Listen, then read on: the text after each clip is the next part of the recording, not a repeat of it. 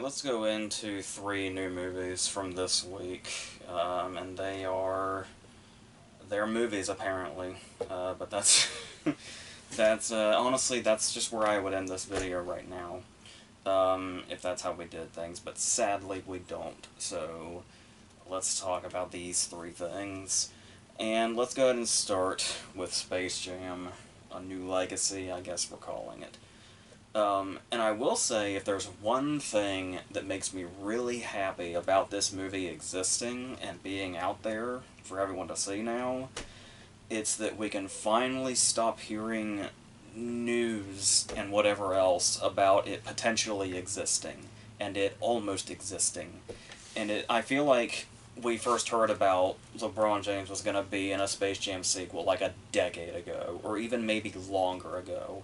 I don't remember, but it feels like this has been going on forever, and I don't remember hearing anybody, or at least knowing anybody, that was like super hyped about that idea. So it kind of feels like it's kind of overshot where its relevance would have been, I guess.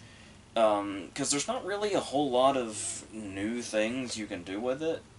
Because obviously, a lot of people like me and in my age group kind of have that soft spot for the first movie, even as time goes on and we look back on it. But I know one of the big criticisms about the first movie is that it's basically... it's literally a commercial just drawn out, like an actual commercial, and it's even had the same director, and they dragged it out, they put all the product placement and all that stuff in it. But, at the same time, it seemed very much aware of that. Like, particularly when I think of, like, the product placement in the first movie, I think of when Wayne Knight comes into the hotel room and just goes through all of Jordan's sponsors in one sentence. And it's like, there's clearly something self-aware about that. And the self-awareness doesn't quite have the... Maliciousness might be a strong word, but that whole idea of when you think of movies basically just being commercials at the end of the day feels like it's trying to get away with something, like it's trying to sneak something into its audience unknowingly, and that can be off-putting. But I felt like the first movie was really upfront about basically being that. This one might be another story, because they go in such a different direction, and where, like, product placement is a thing in any movie, this movie takes an entirely different approach, where it's basically another version of Ralph Breaks the Internet, which a lot of people had problems with because it was basically just Disney saying, this is all the stuff we have the rights to, and we're going to try to cram all of that into this just to show you what all we have. Which a lot of people take as an advertisement as such, but it's like, I don't really think anything in here that Warner Brothers has that they're showing off needs to be advertised. These are already things people are extremely aware of and seeking out anyway. So it just feels more like showing off, really, rather than doing the whole advertisement thing. And I guess that's kind of a blurry line anyway, but you get the idea. Before we even go into any of that, one thing that kind of stopped me at first was, and this might seem like something that's not too big of a deal, but it kind of is, especially once you've seen the movie and what all it has to offer, which isn't a lot. And that is, the first movie is like an hour and 25 minutes or something. Very, very short. And if you're, like, once again, somebody like me or in my age group, you've probably seen the first movie many times over. And every time I watch the first movie again, it always shocks me how quickly we get to the climatic game, because it's like the entire second half of the movie. Very short and very to the point. But also, does what all it needs to do. And so I was thinking, alright, this should be easy enough. It'll be a swift runtime, we'll just put it on. It'll be probably exactly what we expect it to be, and that'll be it. And the first thing you'll see when I mean, obviously it's in theaters, but I wasn't gonna, go through the inconvenience. So I just did it the HBO Max way. And if you do it the HBO Max way, the very first thing you're gonna see when you turn it on is the runtime at the bottom. And it is an hour 55 or an hour 56. Basically 2 hours. So that immediately was like, oh shit, that's not good. Like, I just have a feeling that that's not good. Half an hour longer than the first one was. So, and the fact that one of the upsides of the first movie is how brisk it feels. So, it's very, very fast. So this was going to be a problem, probably. And so going into, we have pretty much the same structure, where we get the idea of, we get, LeBron as a kid, and his love of basketball and all that. We also get his love for the Looney Tunes at an early age in this as well, which is, adds a little something, I guess, when you're talking about the structure of the first movie and going exactly by that. And then after that, we get the, opening credits montage of his rise to fame. And then we have to establish the villain, where instead of Swackhammer, now we have Don Cheadle as a character named Al G. Rhythm, which is something I knew going in, because I had been to his IMDb page recently. And that kind of struck me, and I was like, well, that's interesting. I don't know that I knew he was the villain, but I got the idea just by that name. Maybe he'd be like a sleazy promoter or something. Like, he'd be some sort of antagonist, probably, because he's like, the biggest name in it outside of LeBron James. So what's going on here?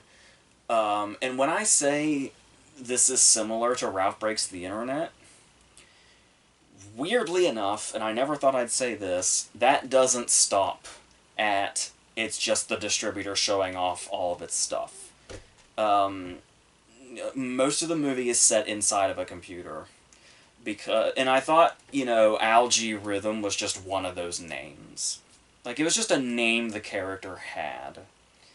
But it turns out that Don Cheadle is an actual algorithm inside of a computer that's just in the form of Don Cheadle. So he might as well be a character in a Wreck-It Ralph type movie. But he's also basically HAL 9000 as well.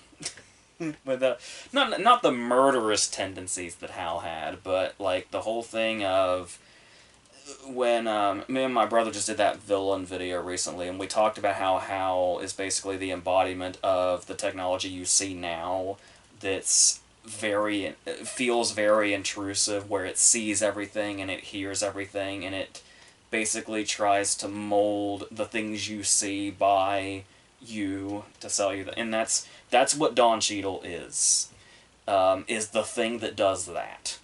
So he's able to spy on both LeBron James and his child, who has created his own video game. And this video game that his child has created is where the big game is going to take place. And there's other plot points about why Cheadle wants to do this, but it doesn't really matter. The point is that we're headed towards this big game.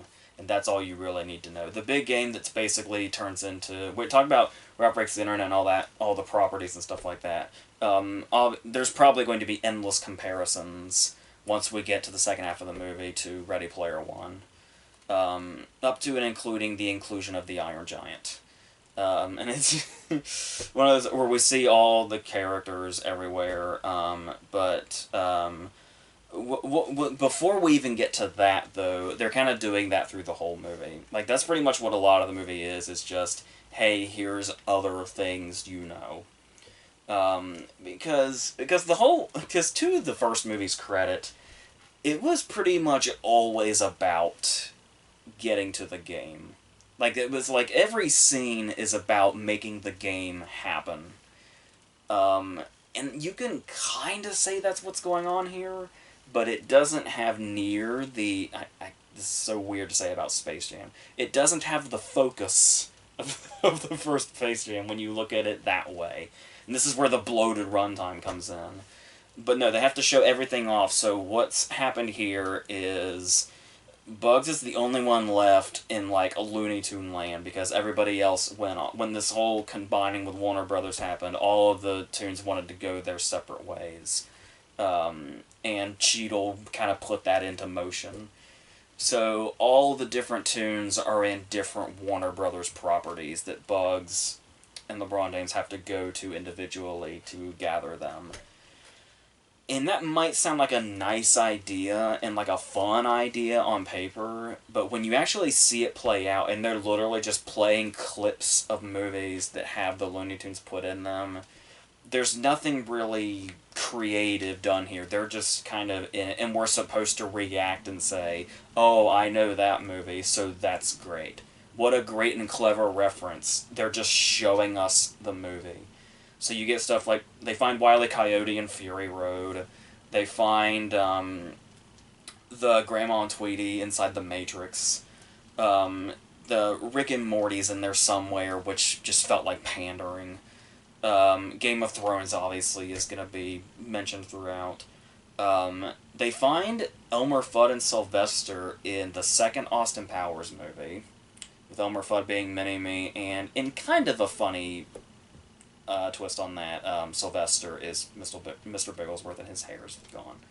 And it keeps going. There's another one that's kind of funny, which is when they have to go into Casablanca, and of course it's Ingrid Bergman saying, "Play it, Sam," and which Looney Tune do you know named Sam?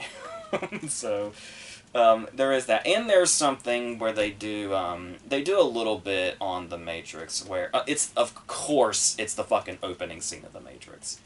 So it's gonna be all the stuff that was parodied back in 1999 and 2000, and we're in 2021. And I've actually seen some people theorize that some of the references in this are so dated, it's very possible that this script was only written because we talked about at the beginning how this has been in development for fucking ever, and it's like there is a high possibility the script was only written once back then, and maybe slightly updated as time has gone on, slightly tweaked. But there is one bit where she does, like, it's like it's the data reference, like, everybody's done the Trinity, stopping in midair kick shot from the opening scene of The Matrix. But, the slight addition to this is when she kicks the cop this time, he goes through, like, multiple walls, like a cartoon character would. And it's like, that's kind of the twists I figured would be more appropriate for this, but apart from the bit where they're in the Matrix and she kicks him through multiple walls, it's all just, here's the movie, and here are these characters in it, with no real twist on it in any way. So there's that, and then he finds Lola and Wonder Woman, where it's like the opening scene of the second Wonder Woman, which is not the territory you want to be in, and they seem to know that as well. Like, they didn't want to put Wonder Woman 84 on us again. They probably know how shitty it is. So it's like it's completely animated. So that's where Lola is. And once again, we're just watching an animated version of Wonder Woman for a while Lola is introduced into the story. And that's a large portion of the first half of the movie, is just that. So that's where a lot of our runtime seems to be coming from. And then, like I was saying, in the once the game happens, they bring in everybody. Cheadle brings in every property Warner Brothers has to be in the crowd, and you're just kind of looking at them in the background. You've got, like, all the Batman characters from all the different variations of movies. There's Pennywise, there's the Wizard of Oz characters, the Mask is in there, the Droogs are in there, and this is the problem with this whole idea, is that you're always looking in the background for what characters are there, because they keep showing crowd shots, and the crowd is always there in the background. So you're basically not focusing on the game at all. I know that's building up that there would be stakes in a Space Jam movie that you have to be focused on the game, but I mean, that's what the whole thing is building to. And you're not even paying attention to it. You're only paying attention to the background. It's just trying to spot how many different characters you can identify. They were doing Danny DeVito's Penguin, which looks even freakier here than it did in Batman Returns. And I've already discussed in multiple videos how Batman Returns is literally a horror movie. So that was a needlessly terrifying thing to have constantly in the background of this Space Jam game. And that's basically what it is. It's like everything just kind of feels like a distraction in this movie for like the whole 2 hours.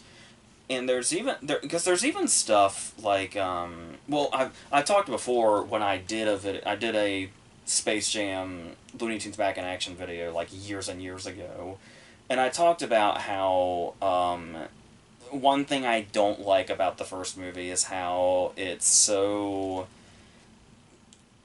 busy, but not in the way like obviously you expect the Looney Tunes to be loony, but there's just something about a lot of those scenes in like the middle of the first movie where they're just kind of obnoxious, rather than like the way we know them to be and love them for being that way.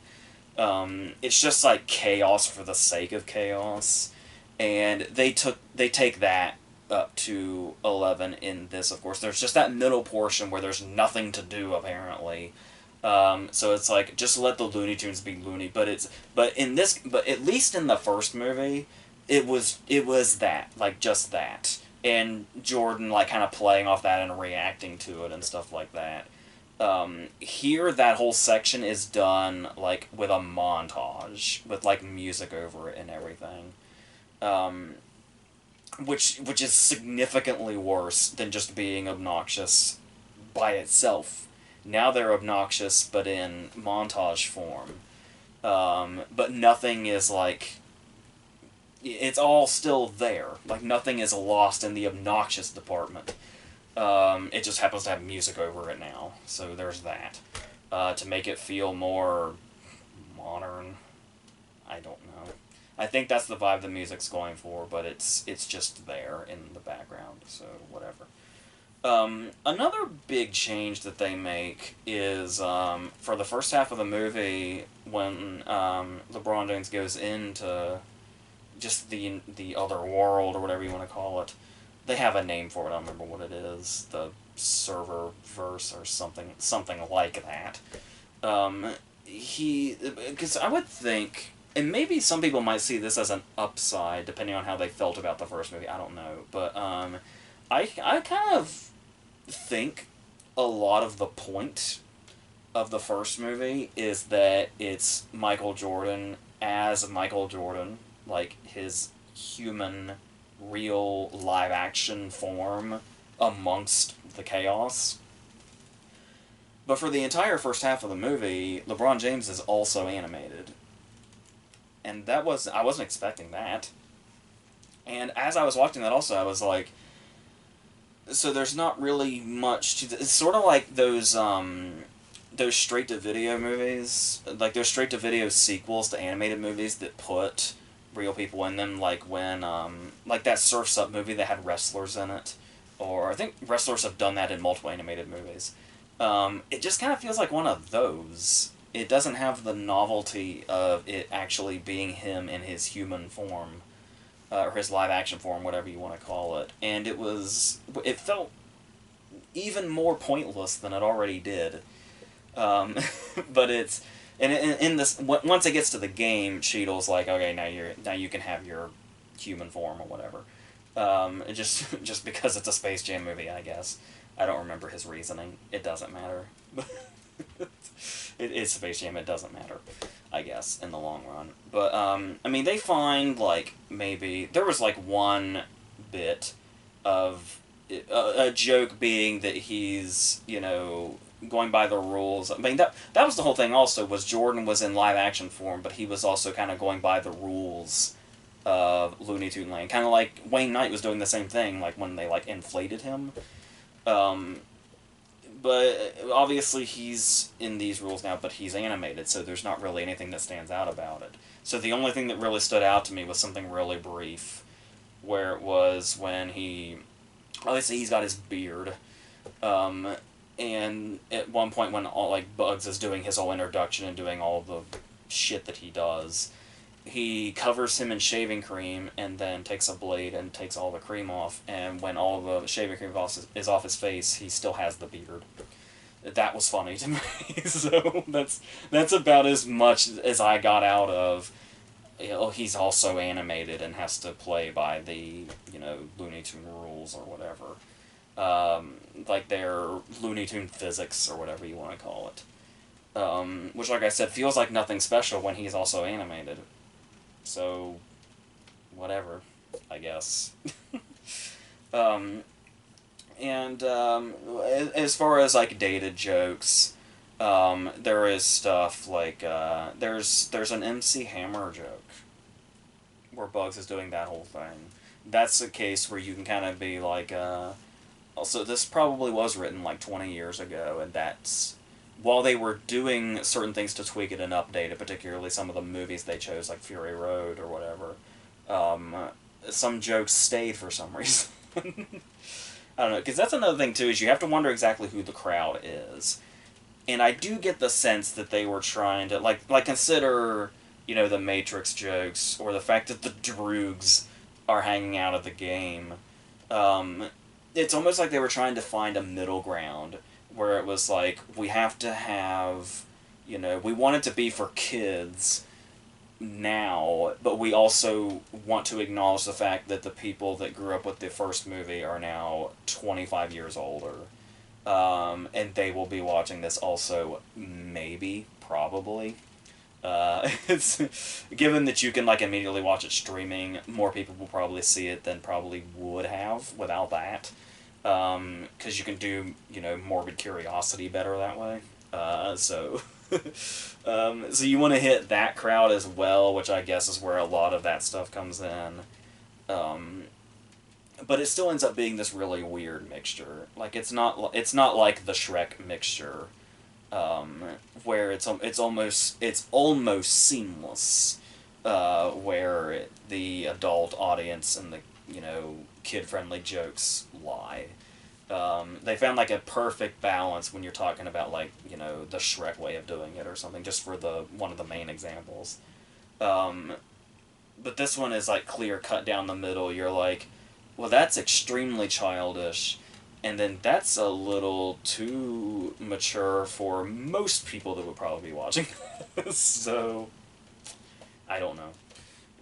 It's all kind of confusing. And then they do a whole thing where, I will say something, and maybe this might have been on purpose, so I struggled to use it as a criticism. The whole idea of, because this is something I kind of praised in the second SpongeBob movie, which was the combining of the animation, because it's really, especially in this time now where everything is being, like, updated to do, like, the 3D animation and the computer animation and all that. Like that fuck ugly Rugrats thing they've got going on now, whatever that thing is. So I was relieved for most of the movie that the Looney Tunes are, like, the 2D animation. And then once they get to the game, Cheadle says, now that you're in my world or whatever, you're gonna be computer animated, and then they're the 3D animation throughout the game. And it's like, that's a logical way to incorporate that, I guess, to change up the animation and make it look more... It's sad to say how... Maybe I'm just stuck on the 2D animation because it's like a, you grew up with it kind of thing. But, like, seeing so many shows now, even the ones that aren't, like, updates of the new stuff, there's just so many new animated shows that I've seen little pieces of that are just such eyesores with that computer animation. It just looks like way too bright and weird, and it's, yeah. But even when they're in the 3D animation, they don't look. They still kind of look like themselves. The idea is that they look like real, apparently. Like they look like they have real fur or whatever it is that they have. For whatever. But there's so many motivations Cheadle has in this that I was a little vague on. But you just you just go with it because Cheadle's going, all in. He's like, there's cases where it's like he's definitely going all in, and he's like, hey, I'm playing this kind of part in this kind of movie. I'm just gonna really go for it. Like, what else can I do? I'm not gonna phone it in because that would just. It's hard to phone in a performance like this given what it's asking for. But then there's also cases where it feels like Cheadle's real thoughts could be leaking in. There's one moment, I don't remember what it is specifically. It was something during the game towards the end at some point. Something stupid happens. And we cut to Cheadle's reaction to it, and he just kind of does that shrug of like, what the fuck is this? And that's one of those cases where you're like, I want to believe that was just a real shot of Cheadle reacting to whatever was going on. And that's probably the reaction a lot of people are going to have to a lot of things in this. And yeah, overall, it's just not great. Trying to combine all this stuff. There's a lot of laziness going on. It's a lot of just, hey, look at all the shit we have. There's even a moment when we're like, panning over the Warner Brothers lot, or this Warner Brothers lot. And it's just literally the new Warner Brothers logo you've been seeing at the beginning of movies. I think it started with The Little Things. That new Warner Brothers logo. It's just literally that shot, and then it goes into a building. And that's when you're like, well, that was particularly shameless. In a movie like this that is extremely shameless, that was a particular level of shameless. So, yeah, and that's basically what it is. Like, it's not necessarily just that they're shoving their properties down our throats. It's how shameless they are, and not shameless in the self-aware sense. Where, like I said, with how self-aware the first movie felt in its product placement, could also be seen as shameless. Like I said, it didn't feel like it was, attempting to pull a fast one on the audience or anything, and like try to subliminally, show them anything. It was being right out there about it. And this is, like I said, I don't take this as like a sort of, it's trying to advertise its stuff. It's just saying, we don't really have anything else. We don't have any ideas or anything like that. So let's just take everything we own and just kind of throw it out there. And if people see something they recognize, they'll be happy. And that'll be the end of, that's the end of our jobs. So he's only been in development for fucking ever. Like, we don't need to put any ideas into it. Oh, we had plenty of time, but, let's just not do much of anything in this 2-hour movie except just throw out the stuff that we already have in our fucking back rooms. So, that's basically what it is. There is a good... It might seem obvious, but it got me anyway. There's a good Michael Jordan joke. And as far as... I was wondering if there would be any Bill Murray references, and maybe... An appearance might have been asking too much, especially since he's going to be in the new Ghostbusters. But there is a Bill Murray callback in the credits, if that makes you happy enough. So, it's brief and underwhelming, but it's there. So, whatever. And yeah, that's basically what this movie is. It's underwhelming, and it's just there. Like it's Bill Murray reference. I wish I could say it's as brief as the Bill Murray reference, but it's not. It's not brief at all. Which is probably its biggest problem, apart from just being, reliant on references for 98.5% of its runtime, and that might be being generous. So, yeah, that's That's what all this buildup was. That's the Space Jam 2 you've been hearing about for years and years and years. There it is. And I don't think anybody gives a fuck. So, let's go on to the second movie, I guess, which is a movie called Gunpowder Milkshake. And when you hear a title like Gunpowder Milkshake, you immediately get the idea that it's going to be one of two things with no middle ground whatsoever. It's either going to be awesome, or it's going to be trying way too fucking hard. And I don't want to sound like I wasn't going to give this movie a chance. I certainly wanted to give this movie a chance, and I was when I went into it. But just, there was something in the back of my head that knew which of those two things this was. like there wasn't really much doubt. But I tried to go into everything open-minded, but I mean, this just seems... And I think it's another thing, is I'm really getting jaded by these really shitty attempts at really hyper-stylized shoot-'em-up movies that are trying to be, you know, half that, but also, for some reason, half comedy. But, like, it's got the violence and the blood of these really R-rated movies, and then it's got the sense of humor of a fucking toddler. And that's what these recent movies have done. I'm thinking of my least favorite movie of 2018, which was Polar, my 2019, and my least favorite movie of 2020, which was Guns Akimbo. This is basically right in with those. These three might as well be a trilogy. And it seems like there's some sort of weird competition to try and out-cringe each other. See which one comes out on top. And it's, I honestly couldn't tell you. This is probably slightly better than those other two, but that's a very, very, very small margin. They're all bullshit. So, and this one is from the, co-director, I guess, of, Big Bad Wolves. But here, what we're basically doing is... I talk about the hyper-stylized shoot-'em-up, and that might also bring to mind movies like John Wick, and most recently Nobody. But where movies like John Wick and Nobody kind of even though they're especially the John Wicks are, you know, getting really, really over the top as they go, they still seem to have a consistent enough tone and idea of what they want to be that I wouldn't lump them in with this, and because they're good and well made, is beside the point. Because we're on a whole other planet of shit when we're talking about movies like Gunpowder Milkshake now.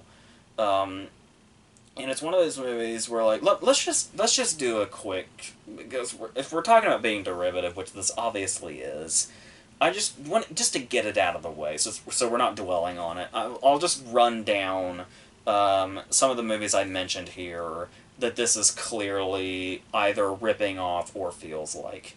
There's a heavy Birds of Prey vibe. There's a lot of... it kind of felt like... not necessarily like specific scene, well, a couple of specific scenes. But there was also just kind of an overall feel that was almost trying to be Kill Bill in a way. But then it's not even necessarily just movies. Just start throwing out directors. You get Edgar Wright vibes, you get Matthew Vaughn vibes, you get Carnahan vibes. There was a really, really shit movie from a few years ago with Margot Robbie called Terminal. I don't know how many people saw that. I wish I hadn't. And I haven't thought about Terminal probably since around the time I saw it. And for some reason, watching this movie, Terminal started to come back to me. I don't remember a whole lot about it, but I feel like it says something that I suddenly started having flashbacks of it watching this. So they must have things in common as well. And that's a really bad place to be. If you're trying to do all these different things, like you're trying to be John Wick, you're trying to be Kill Bill, you're trying to be Birds of Prey, or Matthew Vaughn or Edgar Wright or whoever the hell, Carnahan, whoever,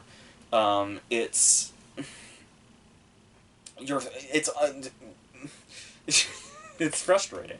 That once again, it's almost kind of like we were talking about with Space Jam, where it's like they're just trying to throw all this stuff that you already know just at you, and it's like, oh, please let this work. Oh, that didn't work. Let's try this thing. This, and it gets more desperate as it goes.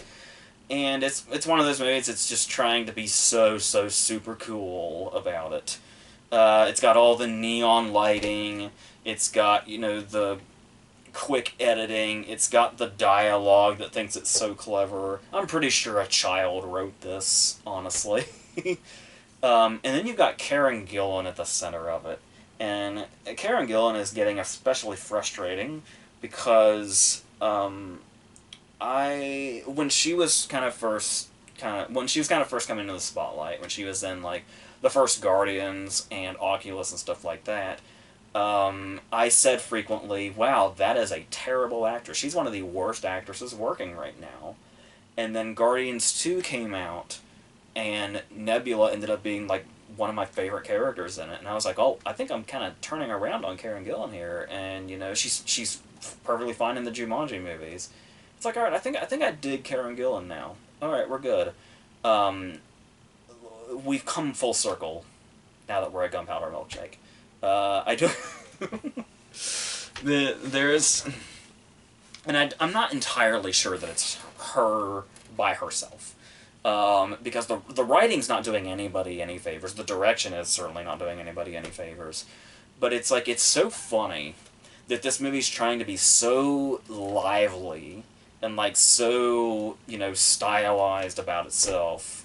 And constantly trying to tell you that it's here, and it's amazing, and it's flashy, and all that shit. Yet, all the performances are pretty much dead and lifeless while all this is going on in the background. It's like saying, look how big and flashy and fun we are, while the characters are like so just stiff, and like the words are barely coming out of the shitty words are barely coming out of their mouths before they all start shooting each other or whatever the hell. They try to get one or two clever lines and trying to do clever setups, trying to set up a world kind of like John Wick did, where it's like, oh, you're in this seemingly normal place, please give us your guns because we know. That's the weird. It's like between this and John Wick, they both kind of have that same thing going on where it's like there's like some big secret underworld of hitmen, but yet at the same time the entire world seems to know they exist in every location ever.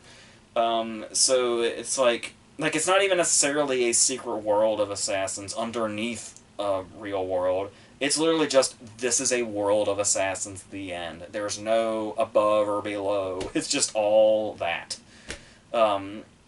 Which gives it no sort of like it's its own setup, like it's its own world or anything like that that's kind of separate from an already pre-existing world. It's just trying to be flashy and clever and set up something that's really unnecessary because it's all just gonna, you know, devolve into just endless bullets and soundtrack choices and slow-mo and all the bullshit. There is one particular scene here at a bowling alley, which is kind of our first big fight scene, I guess you could say, if you want to call it a fight scene. The soundtrack is just literally, like, saying something about fighting just over and over again on a loop. And it's supposed to be this big, badass moment where everybody starts fighting. And I swear, and it's, you know, Karen Gillan and three dudes, and all three dudes are coming at her, and she's fighting them off because she's so badass. There's even a guy watching from above that's orchestrating this whole thing, and as she's fighting them, this guy up here is going, who the fuck is she? As if like, oh my god, she's such a formidable foe to us. This is gonna be a problem. And this fight is fucking hilarious. It's playing the music in the background like it's supposed to be super badass. They're not cutting. They're kind of panning down and we're to the side, and we're seeing like the fight happen.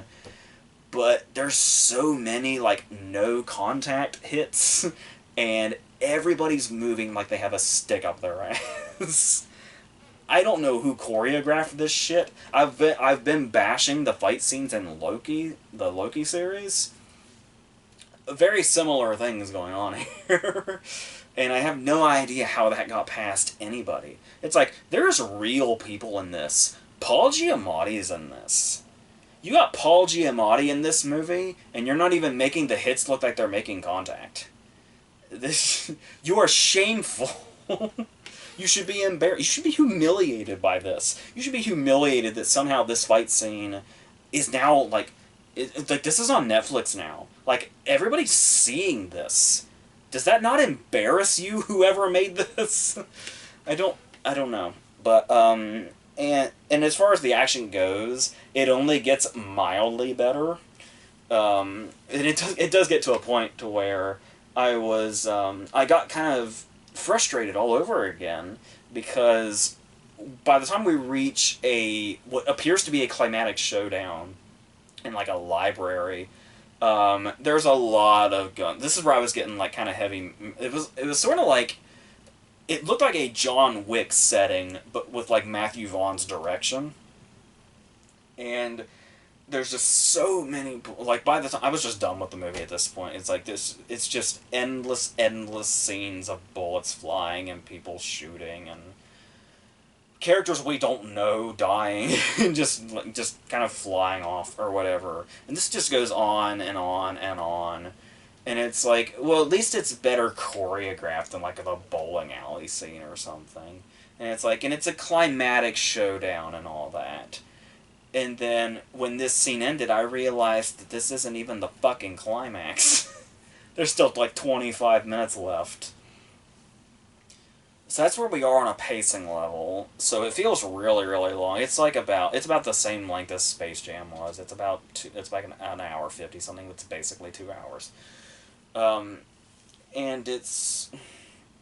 And, I mean, the shittiness aside, the shittiness of the dialogue, the shittiness of the choreography, and just how everything wasn't working, it was flowing relatively smoothly, at least, like, time-wise. And then we just hit a brick wall at some point, probably somewhere past the hour mark, like, shortly past the hour mark. We just hit a fucking brick wall really fast. And I think the brick wall probably started around the time, Lena Headey came back into it. She's playing the mother of Karen Gillan. We get her in the opening scene, and then she comes back, and I think that's kind of where we grind to a halt, because it's also right around that time we get into this whole thing. It's usually... I did compliment Birds... I thought Birds of Prey handled this well, but this movie doesn't. And that is the old thing, basically the death curse of a movie like this, where you have your character, like, this movie was already dead when it was just immediately trying to be badass and was already failing, like, in its opening scene. But when you bring a whole, there's a kid that has to be protected angle, is when movies like this really shit the bed, usually. Like, so do you have the rare instance where they make it work? But once again, this isn't one of those. And you have the kid that makes the occasional comment that there's, for some reason, and when I talk about, I feel like a child wrote this, there's a whole point where the girl is apparently 8, and when Karen Gillan says that she's 8, the girl corrects her and says 8 3/4, which apparently is such an incredible, groundbreaking, earth-shatteringly amazing line, it has to come back. That's the line they committed to. But if you want to talk about other lines in this, let's talk about, there is a trio here that works with Karen Gillan or Lena Headey, or both, I don't know. But they're like they're like the ones in John Wick that he goes to on the side, that, like, know everything and have all the stuff that he needs and stuff like that. We have Angela Bassett, Carla Gugino, and Michelle Yeoh, and this is probably where a lot of the shittiest dialogue comes in. That is a winning fucking trio. One of them's an Oscar nominee, for fuck's sake. And you get dialogue like, apparently for some reason language is not allowed in this library, so they keep really committing to this joke that Angela Bassett always says fudge instead of fuck, which is just hilarious every time. So, eventually she says something in the fudge department, and she says, "Pardon my French." And Carla Gugino says, "That's not French." And then she responds, "You're always so literal." To which Carla Gugino responds, "Of course I'm literary. I'm a librarian."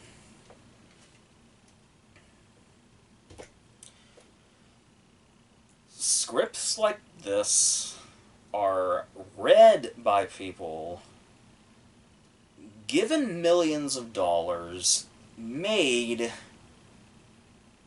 committed to by actors and choreographers and camera people and sound people and every job in the industry. And then it's looked at, approved, and distributed to be seen by the fucking world.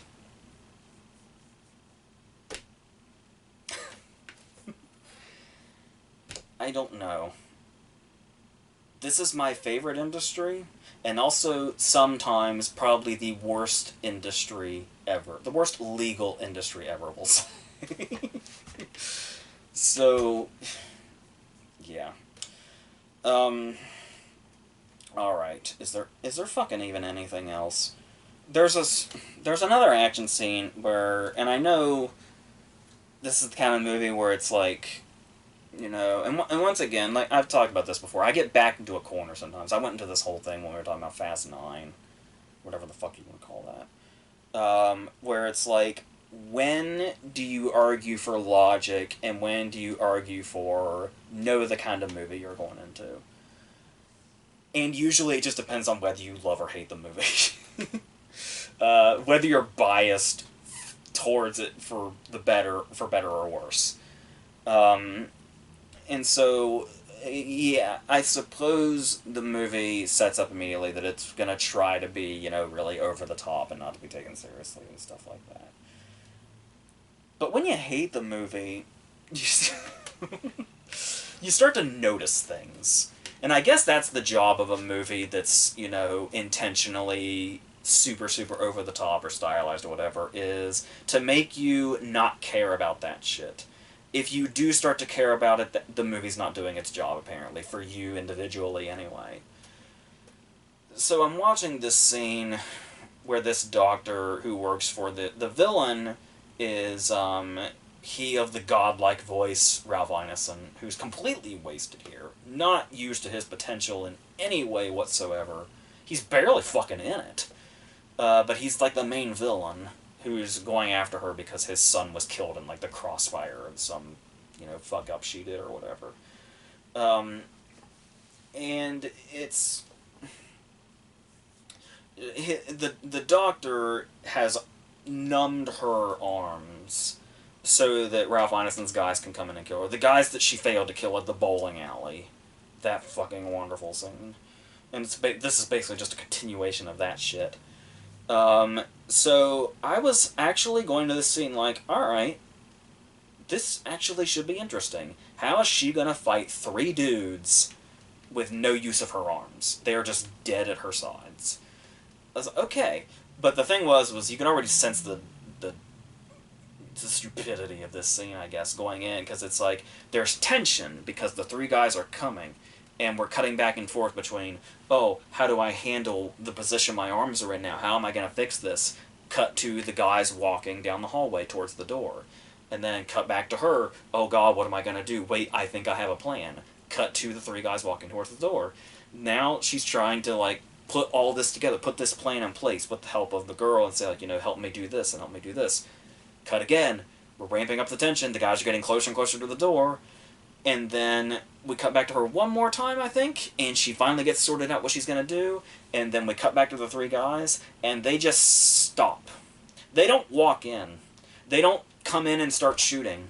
They don't come in and take care of her, which is clear what they're here to do, knowing she's going to be incapacitated. No. They just stop in the hallway and talk to her through the door. I guess so she can finish doing what she's doing in here. You know, to help her get out of this situation.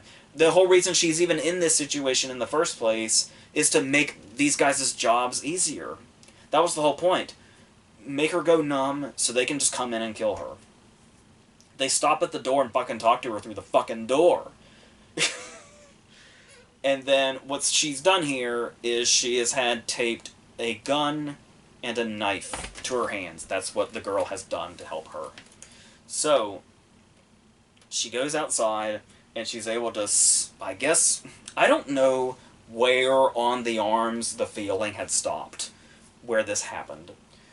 Maybe she still has feeling in her shoulders or something, but she's able to throw her arms around, and they do what they need to do. Either there's the knife hand that slices them, or there's the gun hand that goes off when she does it. Maybe there's a rigging thing there I missed, I don't know. But it's just all, like I said, it's one of those cases where you're either going to go with it or you're not. Depending on whether the movie has grabbed you at this point or not. And I was at the point where I was not grabbed, so this was not happening. This whole hospital thing just was not. No, just none of it's working. And this is this hospital fight, honestly, is the closest they get to a decent action scene. Like, this is the best of the best that this movie has. So that's... Is there anything else? Like I said, there's the balance of comedy and all that. But then there's also the point where whenever Lena Headey comes in, even though there's a distance between them because she left her at a young age and all that, it's trying to be fucking cutesy.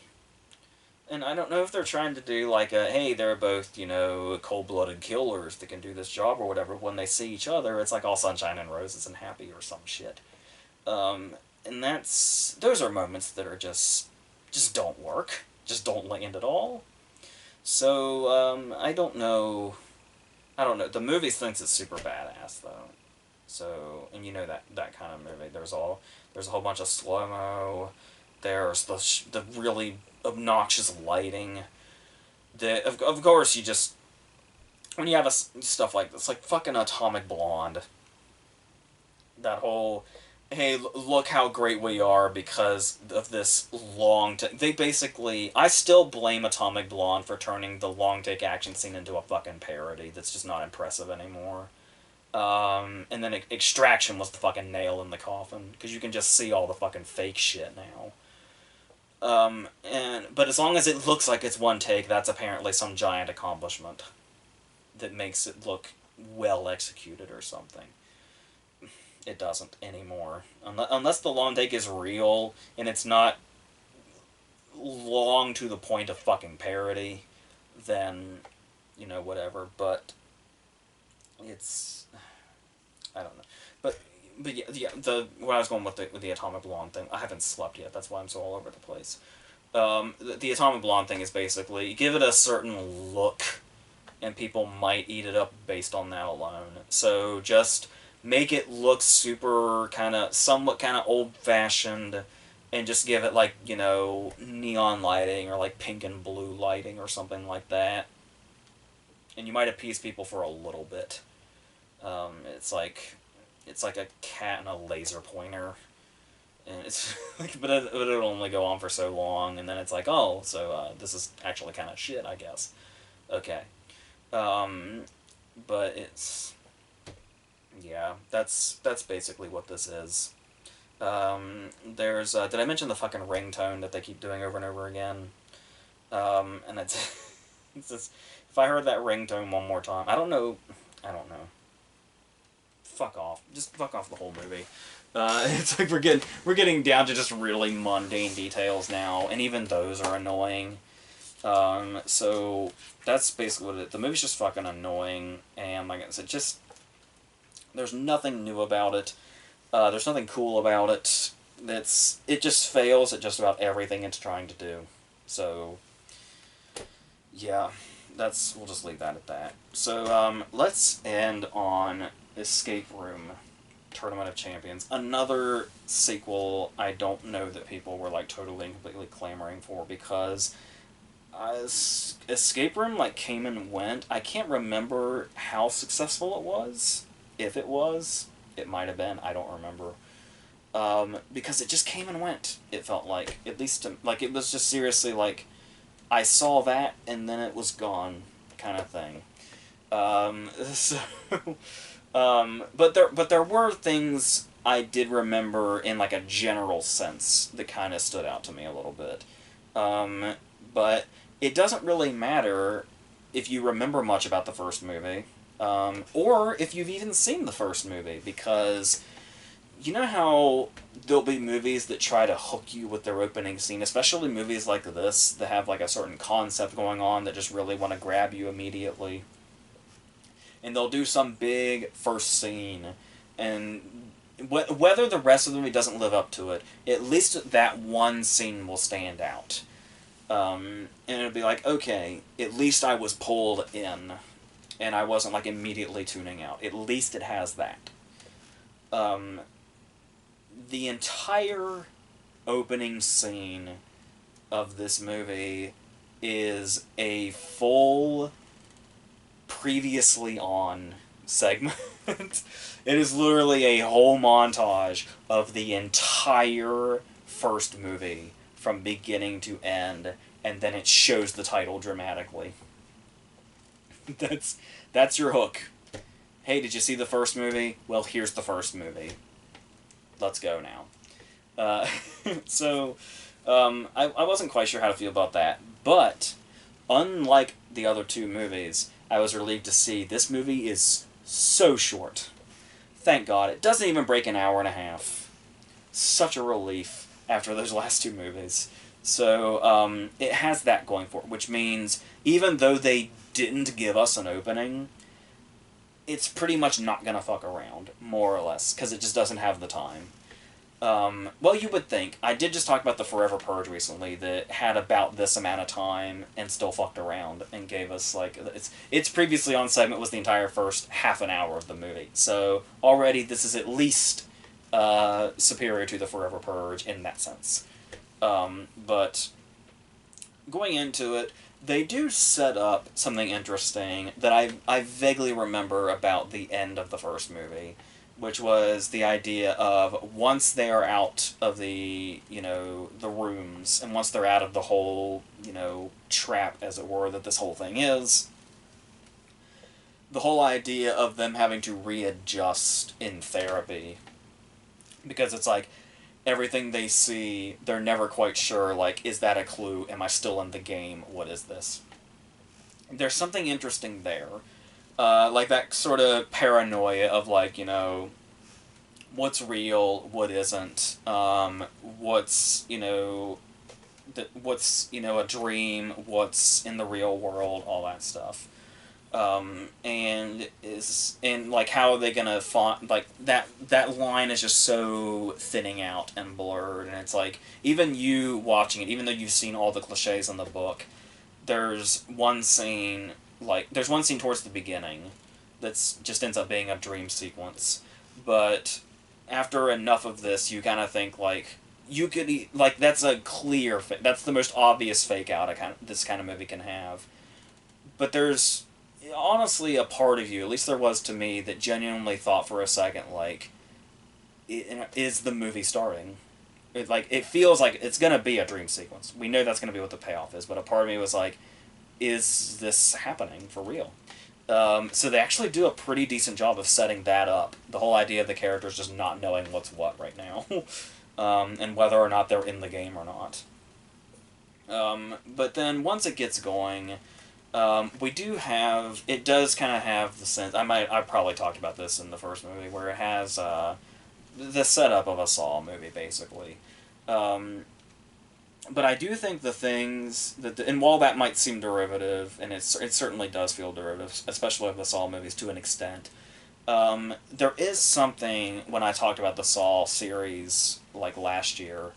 Um, I had talked about the fact that even though the movies might seem kind of redundant in their concept, especially if you're doing multiple movies, um, that might seem like just kind of recycling itself. But what you can say about the Saw franchise, and also these two movies, is what's interesting about this concept is that you can't just stop there. Like you do have to, like, for each Saw trap and for like each room of these two movies, you have to have a new idea every time. So it's like once you, because a lot of movies like to establish their concept and then fucking quit on you, and then just do something like, whatever. Like I guess offhand the prime example of that would be the first, um, the the first released Purge movie, where it's like here's our concept and then here's a home invasion movie that doesn't really do much with that. That could have been any other movie. That's what a lot of high concept movies end up doing. Was it's like here's all of our shit that we came up with. This is the hook, and then just here's this plain ass movie now. These movies have to keep the ideas coming because there has to be a completely new thing going on in every room, and a new setup.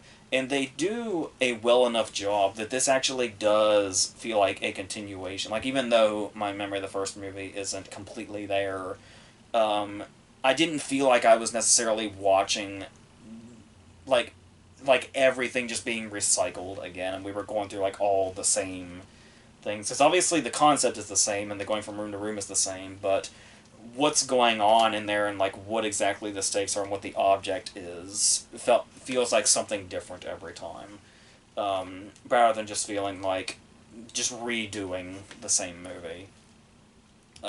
Which, like I said, it is in an outline, but it's the specifics where it's like it has to keep going. And this is something where you could still imagine, even with that in mind, this still could have resorted to absolute laziness. But I was always wondering like what the next room was going to be and like what the next threat was going to be. And the fact that it kind of does have this feel of like, a constant danger of sorts, I guess you could say. And it has to, and it basically has to defy laziness in order to do that. It's like almost like the concept kind of backs you in the corner and says you can't just laze your way through this like so many movies would. You have to have another idea in order for this to go on. Talking to the writers, and yeah, they do that fine. But at the same time, we do have stuff like this subway room that we start on.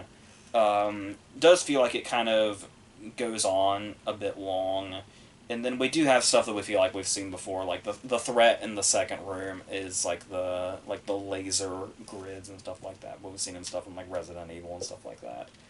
But there's still like I said, the objective and how that's handled is always interesting to see how that's going to play out. Even if some of them might be a bit, I don't know if desperate is the right word, but it's like, I don't know if far-fetched would even be the word either, but there's something there to where it's like, once again, either you're going to go with it or you're not. And these movies, based on that whole thing, that the ideas have to keep coming from the writers for the movie to continue, makes me want to root for these movies, I guess. Because at least they, like, force themselves to not be incredibly lazy. And that's just where the fucking bar is now, unfortunately. But it's fine. It keeps you going, like I said, and it's short. So there's plenty here where the movie feels merciful to its audience. Because when you see movies like this, especially if it's a sequel that you don't really know many people that like really desperately were talking about or hyping up or anything like that, it's nice to see that they didn't like just completely and totally phone it in. Because like I said, with the concept, they just really can't. Without being blatantly obvious and laziness. So, I will say, if there's one thing that both these movies definitely need to work on, I remember this being a problem in the first movie, and it's definitely a problem here, is they need to work on the deaths of their characters. Because while it does feel like, the stakes heighten more and more with every room and stuff like that, no matter how much we get to know the characters, or how much depth they're attempted to be given, or how much we're supposed to get attached to them, no death in either of these movies has, like, any impact whatsoever. Like, I can't even think of one. They're just so... All the deaths are so anticlimactic. And I do remember that from the first one, and that definitely carries over here as well. And it's like, even though the first one especially, I do remember, like, it had those moments where we, like, had flashbacks. Maybe I remember more about the first movie than I realized. Where we had, like, each character had, like, a flashback that showed us how they kind of had been in this type of situation before that the room was calling for them to survive. Um, but even with all that, it was just like, and that character's just gone now. And you don't really care. It's just, alright, let's go. This is like a Willy Wonka situation in which it's just a process of elimination. So, yeah. And as far as, another thing I remember kind of liking about the first movie was that, like, the very vast difference in rooms, when you talk about having to amp up the creativity from room to room, to make sure every, objective feels different and, fresh, considering the previous. It felt like every new room was like a completely different world. Like, there was, like, I think the first room in the first movie, there was, like, a lot of fire involved, and then the second one was when they were in, like, the wintry wilderness and, like, freezing to death. Like, in the very, like, going from almost dying in a fire to almost freezing to death, one room right after the other. I thought was kind of a really cool concept. And this one doesn't really feel like it gets into that whole idea of, like, every room feels like an entirely different world until they get to, like, the third room here. And even then we get some stuff like, they throw in some old-fashioned stuff, like quicksand is in there, which, like I said, has more of an old-fashioned feel than a we're running out of ideas kind of thing. So, like, as far as what was going on, I never really, like... There was never really a point in the movie where I was just like, alright, I just don't care. I'm completely giving up because of how much I don't care. I was with it until the end. I will say, it does have a twist, and I feel comfortable telling you that, because they're basically screaming what the twist is at you from the beginning. All the way through the movie, they're basically just screaming in your face that there is a twist and what it is. So I don't even know. like it's to the point of where I almost struggle to say it's even intended to be a surprise, because there just seems so blatant that that's the direction we're headed. But okay, so there's that. I don't really know what else I can, because that's how simple it is. Like, it's short. We know what the concept is. It is basically the layout of the first movie. Like I said, it's really what they have to do with the individual rooms is what's going to keep you here. So it feeling recycled from a kind of, in a broad sense, doesn't really come into play. So, like I said, if you're kind of with the concept and you're kind of interested to see what's going to happen from room to room, it does its job in that sense, I guess, but you're not going to get attached to it in any way whatsoever, if you view it the way I did. So, that's pretty much all this is, and, yeah, I'm almost positive it's not any kind of spoiler at all to say, yeah, there's another cliffhanger ending, but I'm sure without having laid eyes on this movie at all, you probably already knew that. So, because you've seen a movie in your life, especially movies like this, you know that's just what they do. That's just their general design, and we have to go down that path, apparently. So writers think, I guess. So that's probably the only time it really submitted to laziness, when they could have done something like the biggest surprise this movie could have done is, like, had a closed ending. Like, that would have been the one time where it's like, wow, that was incredibly unpredictable, or wow, that actually, I might remember that. Uh, but nah, it's the same old shit. So yeah, but interestingly enough, that's how flippant I feel about this movie, and it's the best one of these three because it at least did its job without annoying the shit out of me. So it did it quickly. So that's my ringing endorsement for the sequel to Escape Room, which exists for some reason. So I guess that's it for these. So I'm going to I'm gonna keep doing more catch up. Like the next one I'll be talking about is the Chris Pratt movie, The Tomorrow War, and Mark Wahlberg's Antoine Fuqua movie, and then we'll go from there. And then some animated movies, and then some other stuff that's coming up that should be fun and interesting potentially. So until that stuff, I think that's it.